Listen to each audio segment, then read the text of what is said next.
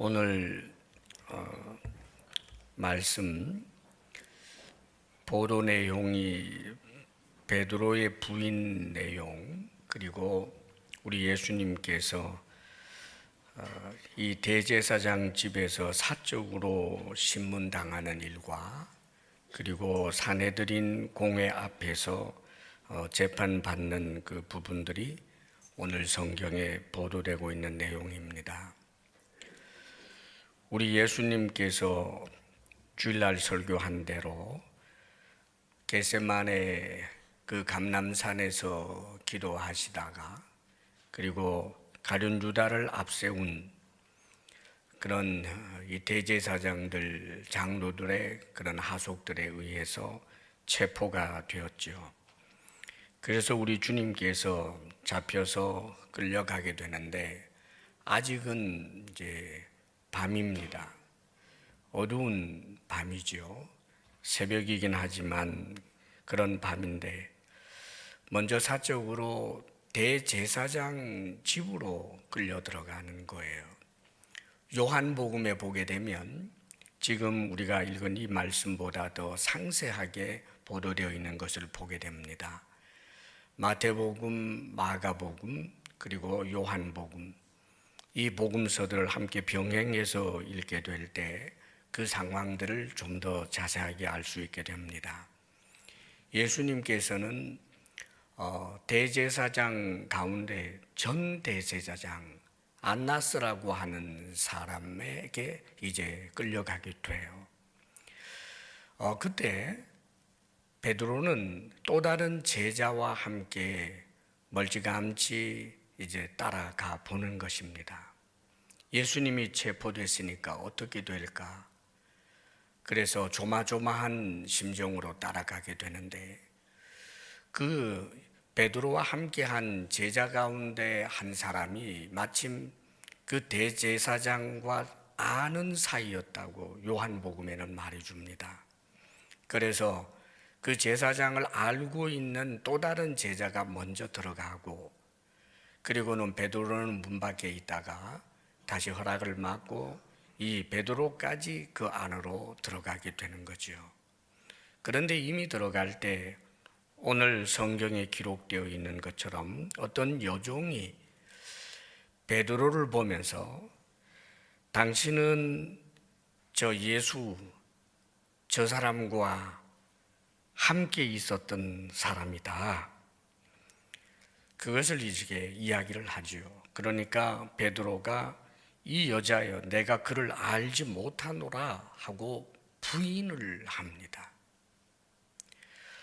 그리고 거기에서 모욕을 당한 일이 있고 난 후에 이제 당년의 대제사장이라고 할 수 있는 가야바에게로 끌려가게 됩니다. 안나스라고 하는 대제사장과 현직 대제사장은 장인과 사위간이었어요.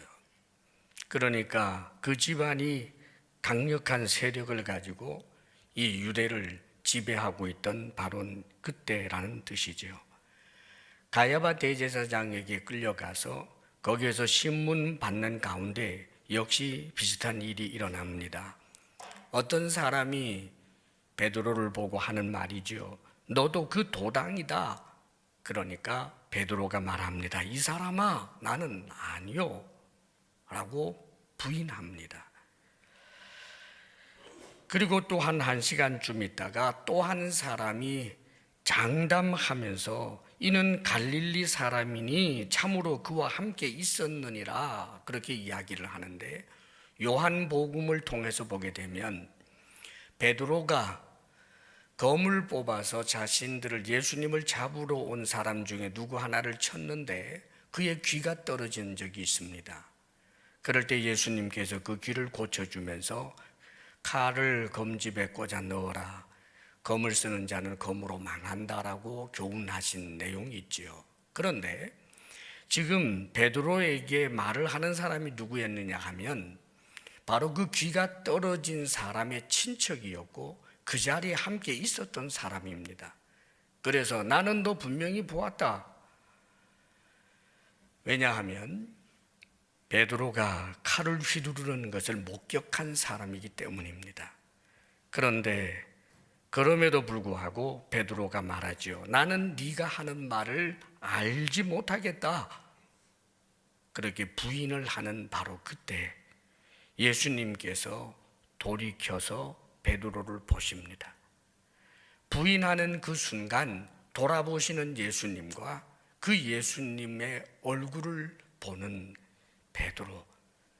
베드로와 예수님의 시선이 마주합니다. 그럴 때 어디선가 닭 우는 소리가 들려오게 되고, 닭 울기 전에 네가 3번 나를 부인하리라 하셨던 우리 주님의 말씀이 생각나면서 베드로가 밖으로 뛰어나가서 심히 통곡한다 하는 내용이 오늘 54절에서 62절까지의 내용입니다. 베드로의 이 통곡, 어떤 통곡이었겠습니까, 여러분? 베드로는 정말 예수님을 위해서라면 죽음의 자리에도 함께 가고 어떤 고난의 자리에도 함께 가겠다라고 하는 각오가 되어 있었던 사람입니다. 그런데 분위기가 두렵고 무섭게 되고 이제 모든 대세가 대적자들에게 넘어간 그때 베드로가 가졌던 그 결심이나 그 단단했던 마음은 속절없이 무너져 내렸던 것입니다. 이제 이 베드로가 통곡을 하는 이 통곡은 무엇입니까? 자신의 연약함에 대한 애통이요, 참으로 자신의 비겁함에 대한 애통이요, 주님을 향하여 용서를 구하는 회개의 눈물이요, 주님의 은혜를 구하는 그런 통곡의 눈물이었을 것으로 생각합니다. 사랑하는 여러분, 지금 베드로는 다시 돌이킬 수 있는 그런 기회가 생기게 되었는데 그것은 그가 주의 은혜를 받은 사람이기 때문입니다. 이미 주는 그리스도시요 살아계신 하나님의 아들이시라고 고백할 때 그의 마음은 진정이었고, 그가 위협에 의하여 연약함을 드러내면서 무너져 내렸지만, 그러나 그의 귀에 주님께서 하신 말씀, 네가 장담하지만 닭 울기 전에 나를 3번 부인하리라 하셨던 이 말씀이 생각난다는 것, 그에게 은혜입니다.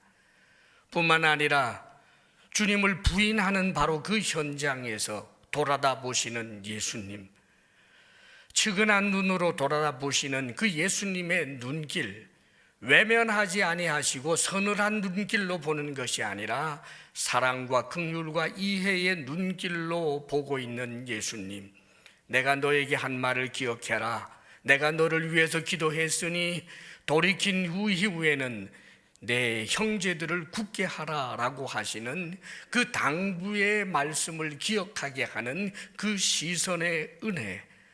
사랑하는 여러분, 이 은혜가 베드로를 살린 것입니다. 누가 있어 주님을 믿을 수 있습니까? 은혜가 있기 때문입니다. 그 은혜를 받아들이는 낮은 마음을 가진 사람, 나는 하나님의 은혜를 받아야 하는 사람이라고 하는 자신의 연약함을 인정할 줄 아는 사람은 그 은혜에 합당한 자가 되는 법입니다. 이 베드로는 주님을 부인하는 죄를 범하였지만 자신의 연약함을 인정하고 주의 은혜를 은혜로 구할 줄 아는 마음을 가진 이 베드로가 결국은 부활의 주님을 만납니다. 부활의 주님을 만날 때 그는 누구보다도 앞서서 주님 앞으로 나아가고, 네가 나를 사랑하느냐라고 3번이나 물을 때 내가 주를 사랑하는 줄을 주님께서도 아신다라고 고백하며, 주님이 자신을 외면할 것에 대하여 조금도 생각지 아니하는 주의 은혜와 긍휼을 믿을 수 있는 사람이 베드로였습니다. 이런 마음을 가진 사람은 믿음의 길을 끝까지 갈 수 있습니다. 이후에 그가 성령을 받고 사도로서 행하면서 죽을 고비가 얼마나 많았겠습니까? 그러나 더 이상 비겁하지 않았습니다. 뿐만 아니라 나중에 꼼짝없이 죽을 수밖에 없는 상황이 되었을 때 예수님께서 십자가에 못 박혀 죽인 것처럼 그 대적자들이 베드로를 십자가에 못 박아 죽이고자 할 때 주님이 십자가에 못 박혀 죽으셨는데 내가 어찌 주님처럼 죽겠느냐고 나를 십자가에 거꾸로 매달아 달라라고 그렇게 요청하여 당당하게 죽음을 받아들이게 되는 끝까지 믿음을 지킨 사람이 베드로입니다. 사랑하는 여러분, 하나님의 은혜를 인정할 줄 아는 사람은 자신의 연약함을 알게 되는 사람입니다. 자신의 담력과 자신의 의지의 강함을 자랑하는 사람은 주의 은혜에 대하여 가난한 마음을 가질 수가 없습니다. 자기 자신에게 정직하십시오. 자신이 얼마나 연약한지를 아십시오. 사실 우리가 판단하고 생각하는 것에 얼마나 오류가 많은지를 아는 것, 그것은 우리의 신앙의 길에서 얼마나 중요한지 모릅니다. 그런데 오늘 다른 방식으로 은혜가 임한 사람들이 있습니다. 놀랍게도 우리 주 예수 그리스도의 대적자들인 이 대제사장들, 서기관들, 이들에게도 주님의 은혜가 사실 임했습니다. 그런데 그들은 주님의 은혜를 받을 만한 마음을 갖지 못한 사람들입니다. 이제 날이 새서 백성의 장로들, 즉 대제사장들과 서기관들이 모여서 예수님을 공회로 불러드립니다. 정식 재판이지요. 유대인들이 하는 사내들인 공회에서 하는 재판이었습니다. 그 기라성 같은 사람들이 모여서 예수님에게 그들이 묻습니다. 네가 그리스도이거든 우리에게 말하라라고 말합니다. 네가 정말 그리스도냐? 그렇다면 네 입으로 말해보라는 거지요. 주님께서 이렇게 대답해 주십니다. 내가 말할지라도 너희가 믿지 아니할 것이고 내가 너희들에게 물어도 너희가 대답하지 아니할 것이니라. 그들의 마음을 먼저 지적해 줍니다. 너희들은 정말 궁금해서 묻는 것도 아니고 내가 그리스도라고 말하면 정말 진지하게 받아들일 만한 그런 마음의 자세가 없는 자들이라고 하는 것을 분명히 했습니다. 그들의 마음은 어떤 상태입니까? 주님을 향한 시기심과 그리고 자기 자신들이 율법주의자로서 하나님의 긍휼이 필요 없는 자로 완벽하다고 생각하고 있는 자들, 자신들이 판단하는 것은 항상 옳다고 생각하는 자들, 자신들의 허문을 드러내는 예수 그리스도가 죽이고 싶도록 미워질 수밖에 없었던 자들, 그 완악하고 완고한 마음을 가진 자들은 은혜가 임해도 은혜를 받아들일 수 없는 자들인 것입니다. 그러나 주님께서는 거짓말할 수 없는 분위기에 그들에게 여전히 은혜를 베푸십니다. 주님께서 69절에 이렇게 말씀하십니다. 69절 말씀 우리 함께 읽어보겠습니다. 시작. 그러나 이제부터는 인자가 하나님의 권능의 우편에 앉아 있으리라 하시니. 이제 곧 죽게 될 예수님이 이제부터는 인자가 하나님의 권능의 우편에 앉아 있으리라. 굉장한 이야기입니다. 당신은 죽지만 죽지 않는다는 뜻이기도 하고, 그리고 하나님의 권능의 우편에 앉아 있으리라라고 하시는 것은 당신이 그리스도라고 하는 말씀을 훨씬 더 적극적으로 표현하는 것입니다. 너희들이 생각하는 그런 정치적 메시아가 아니고, 너희들과 손잡고 세계를 지배하는 따위의 그런 메시아가 아니고, 하나님이 보냈고 하나님 곁에 앉아서 온 세상을 지배하고 다스릴 그런 영원한 메시아라고 하는 진정한 그리스도의 의미를 말씀하는 내용이었습니다. 그러자 이들이 이 말을 알아듣습니다. 그러면서 하는 말이 네가 하나님의 아들이냐라고 다시 묻습니다. 네가 하나님의 아들이냐? 이 아들이라는 말에 정관사가 붙어 있습니다. 네가 하나님의 그 아들이냐? 다시 말하면 성경에서 말하고 있는 그 메시아가 정말 맞느냐? 그 뜻입니다. 예수님께서 대답하십니다. 너희들이 내가 그라고 말하고 있느니라. 너희들이 말한 대로 내가 그다라고 하는 뜻입니다. 그런데 이들의 반응입니다. 어찌 더 증거를 요구하리요? 다시 말하면 예수님은 죽을 죄가 있다라고 이들은 결론을 내려버리고 맙니다. 복음이 들려졌습니다, 여러분. 예수님이 당신 입으로 당신이 그리스도라고 말했습니다. 당신이 이 세상 사람들이 기대하는 그런 그리스도가 아니라 진정한 성경에서 말씀해 주고 있는 정치적인 그런 메시아가 아니라 인류를 죄 가운데서 건져낼 영원한 하나님의 아들이라고 하는 것을 분명히 그들의 귀에 들려줬습니다마는, 그러나 이들은 그 말씀을 조금도 받아들이지 않을 뿐만 아니라 예수님을 사기꾼으로 거짓말쟁이로 몰아서 결국은 죽이려고 합니다. 사랑하는 여러분, 은혜가 임하였지만 은혜를 은혜되게 하지 못하는 이 완고하고 완악한 마음에 대하여 우리 주님께서는 우리가 하나님의 말씀 앞에서 언제나 가져야 할 그 마음 자세를 이야기하면서 좋은 마음을 가질 것을 요청하셨습니다. 길바닥과 같이 완고하고 완악한 마음을 갖지 말라고 말씀해 주셨던 것입니다. 지금 예수 그리스도를 믿는 여러분, 그 믿음이 여러분 마음 판에서 하나님께서 주신 그 약속의 말씀 복음이 여러분들의 마음 판에서 언젠가 온전한 결실이 일어날 그때까지 그 말씀에 대한 믿음을 여러분 마음 한복판에 항상 심어두고 살기를 바랍니다. 어떤 환난이나 어떤 시련 앞에서도 그 믿음을 잃어버리지 마십시오. 우리의 믿음을 잃어버리게 되는 가장 위험한 것은 시련과 환난보다 더한 것, 우리가 교만해져 버리는 것. 모든 것들을 판단하는 자가 자기 자신이라고 생각하는 것, 스스로의 거짓됨을 알면서도 그 거짓됨을 인정하지 아니하는 그 완고함과 완악함은 결코 믿음의 길을 끝까지 갈 수 없게 만들어 버리는 것입니다. 성경에는 이 바리새인들, 이 장로들, 이런 사람들과 극단적으로 다른 사람 한 사람 이야기를 요한복음에서 들려주고 있습니다. 예수님과 제자들이 길을 가다가 나면서부터 장님인 소경인 자를 보게 됩니다. 제자들이 묻지요. 저 사람이 태어날 때부터 저렇게 소경인 것은 누구의 죄 때문입니까? 부모의 죄 때문입니까? 자신의 죄 때문입니까? 부모의 죄도 자신의 죄 때문도 아니다. 오히려 하나님의 영광을 위하여 소경이 되어 있다. 그러면서 진흙을 이겨 그의 눈에 발라주고 실로암 못에 가서 씻으라고 합니다. 그 사람이 가서 씻었더니 정말 눈이 고쳐져서 태어날 때부터 소경이었던 자가 볼 수 있게 되었습니다.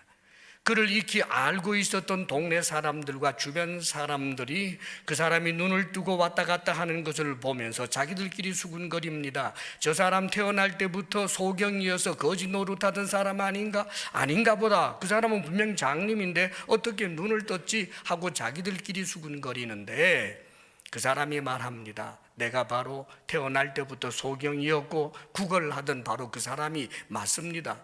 어떻게 네가 눈을 뜨게 되었느냐? 예수라고 하는 네가 진흙을 이겨서 내 눈에 발라주면서 실로암에 가서 씻으면 낫게 된다고 했는데 정말 그렇게 했더니 이렇게 보게 되었습니다. 그랬더니 그가 어디 있느냐? 나는 지금 그가 어디 있는지는 모릅니다. 그러자 이들이 이 소경이었던 자를 데리고 바리새인들을 찾아가는 거예요. 나름대로 그 바리새인들이 선생이라고 생각을 해서 데리고 갔습니다. 그리고는 이 사실을 이야기하는데 그때가 마침 안식일이었기 때문에 그 바리새인들이 이야기를 합니다. 어떤 사람이 단정적으로 말하지요. 안식일 날에 병을 고쳤으니까 그 사람은 죄인이다. 그러자 다른 바리새인들이 말합니다. 말도 안 된다. 어떻게 죄인이 태어날 때부터 소경인 사람을 고칠 수 있단 말이냐. 자기들끼리 논쟁이 벌어져 버렸습니다, 여러분. 그리고는 이들이 날 때부터 소경이었다는 것을 믿고 싶지 않았기 때문에 이 사람을 데리고 부모님을 찾아갑니다. 이 사람이 정말 당신 아들 맞느냐? 태어날 때부터 소경이었느냐? 태어날 때부터 소경졌던 것 맞고 우리 아들인 것 맞습니다. 그런데 어떻게 낳았느냐? 그것은 그에게 물어보십시오. 그가 장성하였으니 그가 어떻게 낳았는지 우리는 잘 모르겠습니다. 그러자 다시 한번 묻습니다. 네가 눈이 낮게 된 것이 어떻게 되는 거냐? 그를 어떻게 생각하느냐? 선지자라고 생각합니다. 그는 죄인이다. 너는 하나님께 영광을 돌려라. 그는 죄인이니까 그를 선지자라고 생각하지 말아라고 그렇게 요청을 합니다. 그런데 이 사람이 묻지요. 분명히 그가 나를 고쳤는데 당신들도 그의 어디에 있는지 묻는 것 보니까 그의 제자가 되려고 합니까? 라고 질문하죠. 우리는 모세의 제자다 라고 말하면서, 모세는 하나님께로부터 온 것을 우리가 알지만 예수 그는 어디서 왔는지 우리가 몰라. 그러자 이 사람 하는 말입니다. 여러분 잘 들으세요. 이상합니다.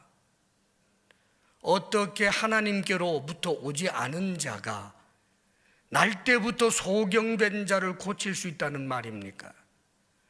하나님께로부터 온 자만이 그런 능력을 행할 수 있는 것 아닙니까? 그러자 그들이 말하죠. 태어날 때부터 죄인으로 태어난 자가 우리를 가르치려고 하느냐라며 쫓아버리고 맙니다. 주님께서 그 소식을 듣고 그 소경이었던 자를 찾아갑니다. 네가 인자를 믿느냐? 대답하지요. 그가 누구입니까? 인자라는 말은 그리스도라는 뜻이에요. 나는 그를 믿고 싶습니다. 인자를 믿고 싶습니다. 그가 누굽니까? 너는 인자를 보고 있고 너에게 말하는 내가 바로 그다. 오 주여, 내가 주를 믿습니다. 주를 믿습니다. 고백하게 되는 이 소경이었던 사람.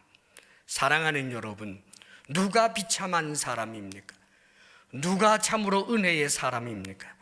사랑하는 여러분, 참으로 어린아이처럼 천진난만하고 솔직하기만 해도 절대로 인정할 수밖에 없는 바로 그 일 아니었습니까? 소경을 눈뜨게 하는데도 불구하고 죄인이라고 인정하지 아니하는 그들은 결코 예수 그리스도를 믿을 수 없는 것입니다. 사랑하는 여러분, 신앙생활하면서 우리가 언제나 주의 은혜를 구하는 자의 마음을 가지십시오. 내가 얼마나 하나님의 은혜가 필요한 자인지를 늘 인정하는 자로 사십시오. 마치 은혜가 필요 없는 것 같고 모든 것을 보고 판단하는데 내가 완벽하다고 생각하는 그 순간 여러분의 믿음은 죽어나가기 시작합니다. 언제나 주님 앞에 은혜를 구함으로 여러분의 믿음이 살아있는 믿음으로 행하고 언젠가 주님 앞에 은혜에 합당한 자로 영원한 구원의 백성들이 되시기를 주의 이름으로 축원합니다. 아멘.